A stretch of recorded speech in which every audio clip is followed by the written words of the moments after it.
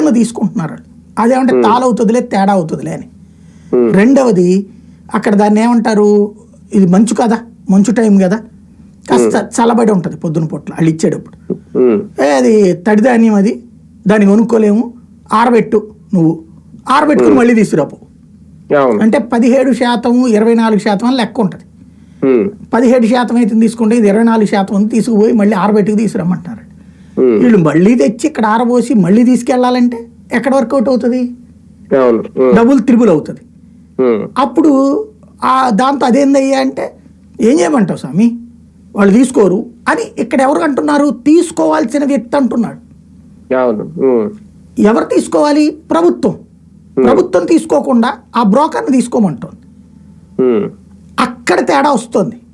ఇక్కడ నువ్వేం చేయాలా, ప్రభుత్వంగా ఓ గోడౌన్ ఎట్టుకో, కూర్చో, సో గోడౌన్ దగ్గరికి దేండయా అని చెప్పు, 10 లారీలు వెంకయ్య తెచ్చాడయా, 10 బస్తాలు, 10 క్వింట రాయి, ఆ సిస్టంలో అప్లోడ్ చేయి, 48 గంటల్లో డబ్బులు వేసేయి, సింపుల్. ఇవన్నీ ప్రభుత్వం తన రేషన్ వీళ్ళకి ఇవ్వాలా, ఎవరు మన దాన్ని ఏమంటారు, మిల్లర్లకి.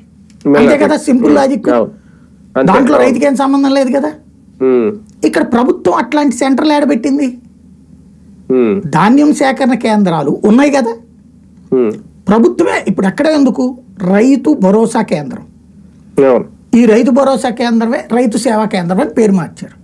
రైతు భరోసా కేంద్రం లేదా రైతు సేవా కేంద్రం దగ్గరికి ధాన్యం తేవాలి, చూసి అవన్నీ ఓ స్లిప్పు రాసేసుకుని ఆ 10 బస్తాలు ఎక్కడ వేసుకోవడం, ఏ గోడౌన్లో వేసుకోవాలో ఆ రైతు సహాయ కేంద్రం, రైతు సేవా కేంద్రం వాడిగా చూసుకోవాల్సింది.